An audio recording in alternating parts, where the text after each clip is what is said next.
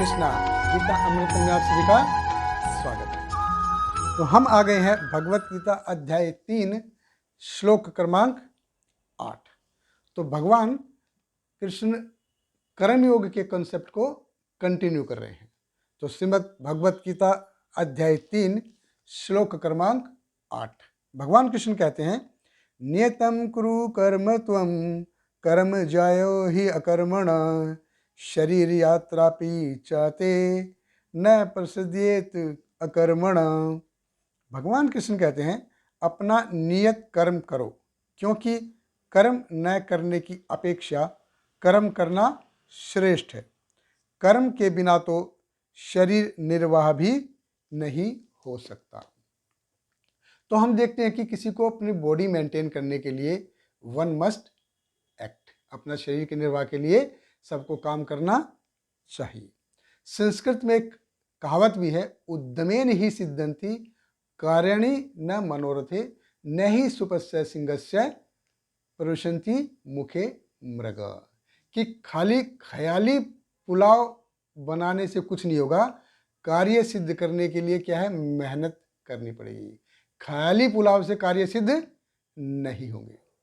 शेर अगर सोचे कि मैं तो जंगल का राजा हूं और वो सोया रहे कि हिरण आएगा और बोलेगा कि आपको भूख लगी होगी, आप जंगल के राजा हो, मैं आपकी सेवा में हाजिर हूं, मेरे को खा लीजिए।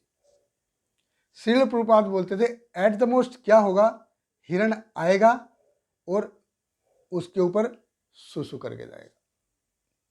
तो शेर अगर सोया रहेगा तो ऐसे बात नहीं बनेगी। उसको अगर भूख लगी है तो शिकार करना पड़ेगा, और शिकार करने के लिए मेहनत करनी पड़ेगी। तो कर्म से कोई एक्चुअली बच नहीं सकता है, और ना ही किसी को कर्म से बचने का प्रयास करना चाहिए। बहुत सारे छद्म ध्यानी योगी हैं जो दिखावा करते हैं सन्यास का और अपने आप को उच्च कुल का बताते हैं, और वो भीख मांग के बोलते हैं कि हम तो भीख मांग के गुजारा करते हैं। तो फर्स्ट बेसिक थिंग है कि बॉडी मेंटेन करने के लिए वन मस्ट वर्क, सभी को काम करना चाहिए। बहुत सारे भागवत कथावाचक भी हैं, ऐसे भागवत कथावाचक भी हैं जो बिजनेस मोटिव के लिए कथावाचक करते हैं, और उसके लिए वो बहुत हैवी चार्ज करते हैं। Actually this is third class activity है, किसी को ऐसा नहीं करना चाहिए। श्रील प्रभुपाद जी के पिताजी थे गौर मोहन डे, श्रीमान गौर मोहन डे। वो क्या अपने घर में साधुओं को आमंत्रित करते थे, उनको खाना खिलाते थे, उनको दान देते थे, और उनसे प्रार्थना करते थे कि वो उसके बेटे को यानी कि श्रील प्रभुपाद को आशीर्वाद दें कि वो श्रीमती राधा रानी का भक्त बने।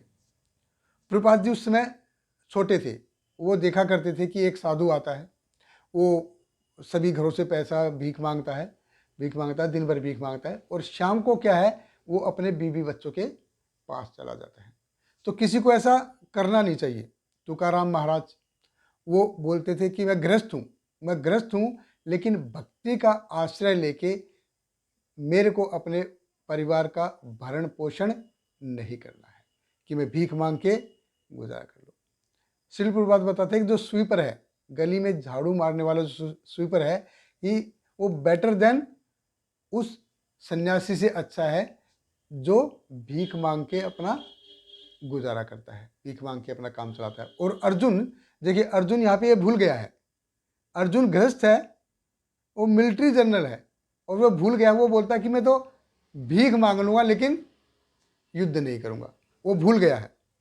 चैतन्य महाप्रभु है, चैतन्य महाप्रभु जब कुलम क्षेत्र में, जो आजकल श्रीकाकुलम है, उस क्षेत्र में जब साउथ में प्रचार के लिए गए थे, तो वहाँ पे एक ब्राह्मण था, वो अपने परिवार से फेडअप हो गया था। वो बोल रहा था कि महाप्रभु जी मेरे को अपने साथ लेके चलो, मैं आपके साथ चलना चाहता हूँ। लेकिन महाप्रभु ने उनको मना किया कि जहाँ भी रहो, जैसे भी रहो, चैंट हरे कृष्णा, अपने आप को कृष्ण की सेवा में लगाओ। और भगवान कृष्ण भी यही कह रहे हैं, नियतम कुरु कर्म, do your prescribed duty. It is better than not doing any work. काम नहीं करने से अच्छा है कि अपने नियत कर्म करो। और प्रभुपाद जी बताते थे कि व्हाट इज द बेस्ट कर्म योग, सबसे अच्छा कर्म योग क्या है कि अपना 100% भगवान कृष्ण की सेवा में लगाओ।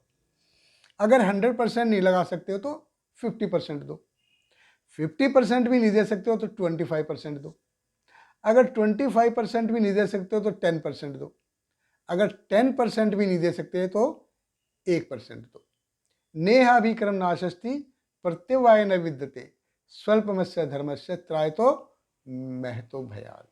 इवन छोटा सा भी एंडेवर वो भी इसमें वेस्ट नहीं जाता है। तो हमको अपना मैक्सिमम भगवान कृष्ण की सेवा में लगाना चाहिए। दैट इज द बेस्ट कर्मयोग। बहुत बहुत धन्यवाद। हरे कृष्णा। हरे कृष्णा कृष्ण कृष्ण हरे हरे, हरे रामा राम राम हरे हरे।